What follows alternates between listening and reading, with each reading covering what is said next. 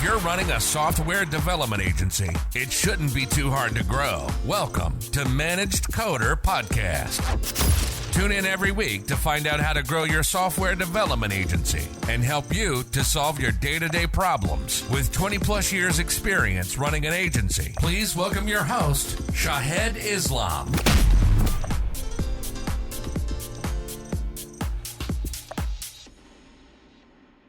Hey, Michael, welcome.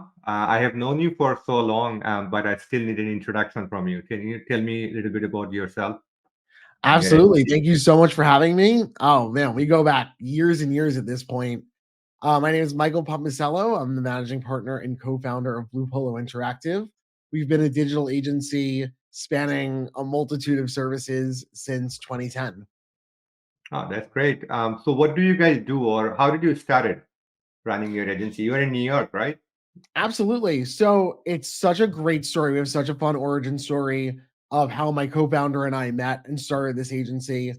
Way back in 2009, I was working on two things in the marketing space independently. One was content marketing for brands. We had just saw the major Google algorithm update at the time where they said you can't just put up static content anymore and expect us to index you.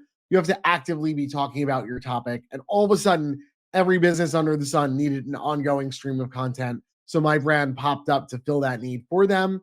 And on the flip side, I was buying media as a full-time affiliate where I was buying media on Facebook and other social ad platforms and getting paid out on a commission for every sale or conversion that I drove. That's when in a co-working space in the pre-WeWork days, I'm showing my age, I met my business partner who sold ad media for a living. And he was so intrigued by my ability to monetize existing media.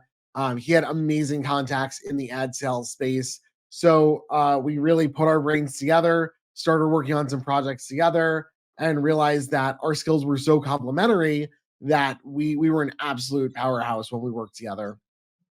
No, this is very, I mean, that I think we met that time around 2010 or 11 doing some web development project. So this is great. So again, a lot of entrepreneur or agency owner, I talked to them and they started like your journey. It's kind of accidental, like, you were doing some work and then you said, hey, let's do the, web development or web design or, marketing agency. So tell me a little bit more about the struggle you had initially and who were your ideal customer that period of time. So initially, our ideal customers were on the smaller side, smaller retailers, um, kind of more local brands. But as we grew, really once you have the skill set down and you've proven to the marketplace that you can do it for a niche steroids company, you can take them and get them to number one on Google with SEO. If you can make the contacts, you can get in front of larger brands and do this for your household name, massive department store retailer. And I think what's been so much fun as part of the journey is, like I was saying, back then we were doing SEO. So we were doing SEO for a retailer who everyone's going to know. And as part of what we were doing as part of their link building strategy, our in-house design team was doing research and graphic design to build them an infographic on different topics with the sole purpose of going out, introducing that to the blogosphere, getting them links to certain category pages that they wanted to boost in Google. And we did it. We were incredibly successful at it. And it was so much fun going to that meeting and being all amped up about, hey, yes, we got you the links. You wanted the links, we got the links. You're happy, we're happy. But let's show you, look at these relationships that we made with these bloggers and look at how we position your brand in front of this blogosphere of all of these new members who can, now know your brand or trust your brand more and think about your brand when they're thinking about these specific categories that we were marketing for them. And what was so funny looking back is how that team saw no value. Now, I'm not faulting the brand. I think this was just the team was specifically tasked with, we go out, we get links, we boost our Google rankings. That's it. Thank you so much. You did a great job. Have a great day. But it opened our eyes as an agency to, we should be doing this. More brands should be going out and forming these relationships and talking to bloggers and getting your brand in front of these audiences. And it's so incredible how now in 2023, influencer marketing, creator marketing, whatever the nomenclature is of the week, is something everyone and their mom is talking about. Whereas way back then, it was like pulling teeth to get a brand to say, hey, there is value in this outside of a link. So when you enter to the market, a lot of people did not know about this. Like even the SEO, like it was not as well right now what we know. So how did you get clients that time? So at that point, really, it came down to us making an investment in house to build out. We saw the opportunity of these relationships have value, and we made an internal investment in building out more of those relationships internally for us to go to brands, educate them on this is what we have and this is what we can do to get your brand in front of these audiences through voices who they trust. It was definitely an uphill battle for us to understand price points of what budgets brands would be comfortable spending on something that at the time was experimental. It was not the tried and true thing it is today. And that really educated us on what brands are going to benefit from the budget levels that we can work with bloggers and people on, back then it was called Twitter.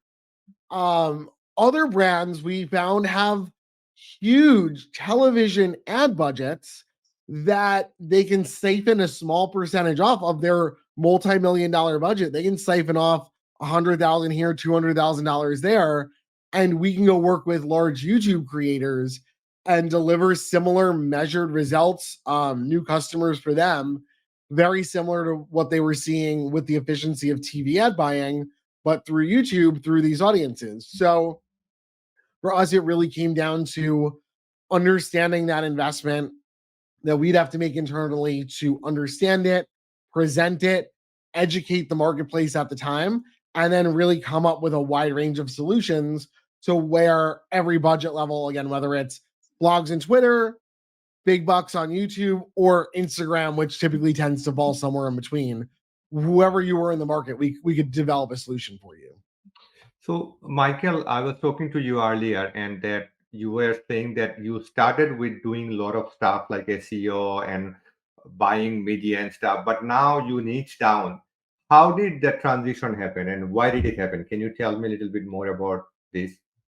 Sure. I think we've mostly niched down in that the large sum of our work is really in the influencer space, but we do still know how to do web development and ad buying and all that fun stuff.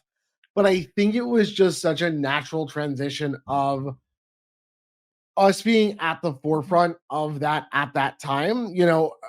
Anytime, like with web development, if we were to go pitch someone for web development, if we have a great relationship with them and it's someone we've known for a long time and they trust us and they say, hey, I trust you, I want you to do this, you're going to do this, obviously we're going to win that. With things like us to be able to go into an advertiser and demonstrate, hey, we've been doing this I think that gives us a strong differentiator that we don't necessarily have in the web development space. So I think for us, it was this natural, we were at the right place at the right time. We started investing internally. We started building that out. And like I said, building solutions for different parts of the marketplace, and then being able to pitch into that marketplace, and then kind of parlay our success by demonstrating through case studies what we've done and how we can do it for those brands. How did you know that instead of targeting, like, of course, I have seen again and again, niching down is a big problem for our industry. People think that let me offer everything, web development, SEO, marketing, everything, right? Media buying and stuff. But you niche down to influential market. I mean, that is a trend, of course. But how did you decide? Because you got a client and you made more revenue and you saw the numbers, it's better to concentrate on this because you make more profit, right? What are some numbers you can think of which other people listening and they will make, because I see a lot of people do not give up, and this is the problem. They still continue with everything, and then they don't end up being a successful agency. Yeah, and I think with regard to niching down, I think even within that, a lot of the influencer marketing stuff we do, you and I were just talking about this, a lot of it's focused in healthcare. And I can speak to even how we kind of fell into that niche is we started working in it and we realized it's hard. It's really, really, really hard. Influencer marketing in general is hard because unlike web development, where you're writing the code and you're bringing someone's vision to life, unlike ad buying, where you have your creatives, you have your targets, you plug that in, you manage it, and it's an art form, it's a science, but it's still reasonably formulaic because the other side of the transaction is a platform. It's Instagram, it's TikTok ads, it's Google, it's a programmatic ad platform, whatever. I think what we've really embraced is the challenge of that in influencer marketing. We have a great team of passionate people who are really skilled and have developed the skills over the years of managing the people on the other side of the influencer campaigns. And similarly, I think as we further niche down and as we mostly work in the medical space, healthcare, over the counter medicine, pharmaceuticals, and over the counter skincare, similarly, it is a colossal challenge for both the brand to manage all these relationships as well as all of the challenges we have with compliance. Literally right before this call, I had to turn my Slack off. Otherwise, it would be going nuts right now. We're just discussing a skincare brand we're working on, and my team is shocked by the several compliance points that they have. And the influencers are shocked by the several compliance points that they have. And they're just so used to, well, I'm going to say I like the product. Okay, that's great. But you also have to talk about to get these results, the product has to be used correctly. Here's how to correctly use the product. Use it twice a day, every single day for 2 consecutive weeks. That's how you're going to get this product to work for you. And I think in our journey to niche down, we've discovered a lot of other agencies and a lot of brands just don't have the manpower, don't have the patience, and just don't want to put in this level of work for this meticulous work that you need to do to get your excellent results. A lot of people are just like, well, I can just take this budget, throw it into Google, I can have everything pre-scripted, whatever, throw it into Google, throw it into Facebook ads.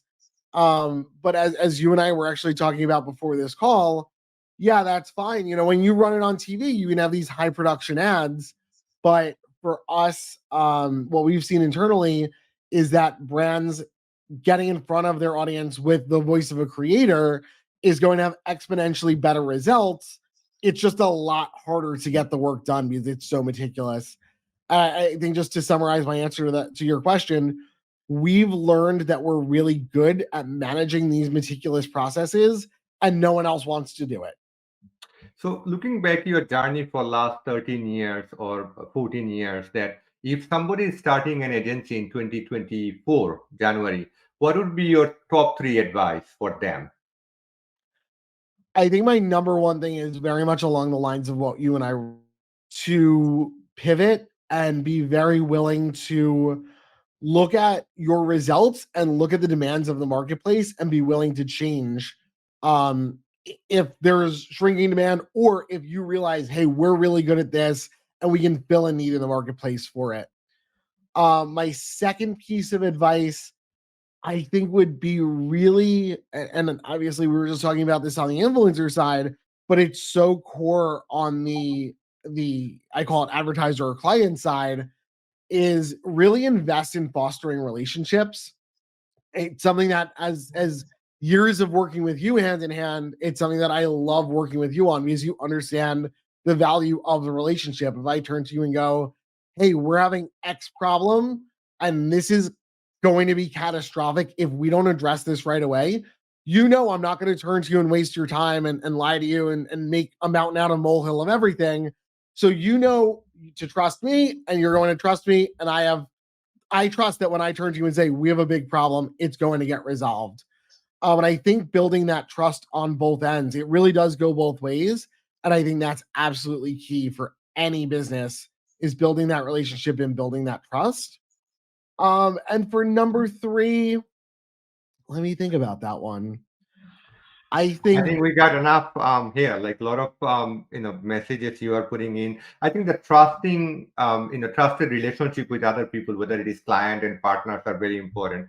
What are you working on right now? I see that a lot of video you are posting online. I mean, anything exciting you want to share with us? What is going on with your agency, and what is your plan for 2024? yeah, and I think this plays right into what we were saying about don't get married to one thing. Obviously, like I said, we've been so focused on influencer marketing and doing it so successfully for our client brands for over the past decade that something we're really excited about right now is taking that influencer creator made creative and working with brands to run that on their own social ad buying platforms. So when you're scrolling on Instagram or TikTok or any social platform, instead of seeing this highly produced ad like you would see on TV from a brand, well, at least when it's on TV, you can't skip it. But I mean, with Instagram or TikTok, you can bypass that with a flick of a thumb. So we're really educating brands right now on the value of work with people who look like you and me, these everyday people, and have them be the voice and the face of your brand and your ads. So that normally when I'm scrolling on, let's say TikTok, I see person, person, person, and I'm watching that content. I'm not seeing, okay, high produced ad. Let me just skip it. If I see another person and they're talking about solving a problem that speaks to me, I'm going to at least give it the time of day to hear out what can this solve for me. Whereas even if you're offering me the best thing, once I see that high production value, it's second nature for me to just skip it. So I think that's really the future. And I think that's something brands in 2024 need to really focus on investing in. Thank you, Michael. What is the best way to contact you? Michael at bluepolointeractive.com. Okay. Thank you, Michael. Very nice talking to you, and hopefully we'll catch up soon. Thank you. Absolutely. Always a pleasure. And thanks so much for having me on. Thank you. Thanks for listening. If you enjoyed this episode and you'd like to help support the podcast, please share it with others, post about it on social media, or leave a rating and review. To catch all the latest from us, you can follow us on Twitter at ManagedCoder or visit our website at ManagedCoder.com. Thanks again, and we'll see you next time.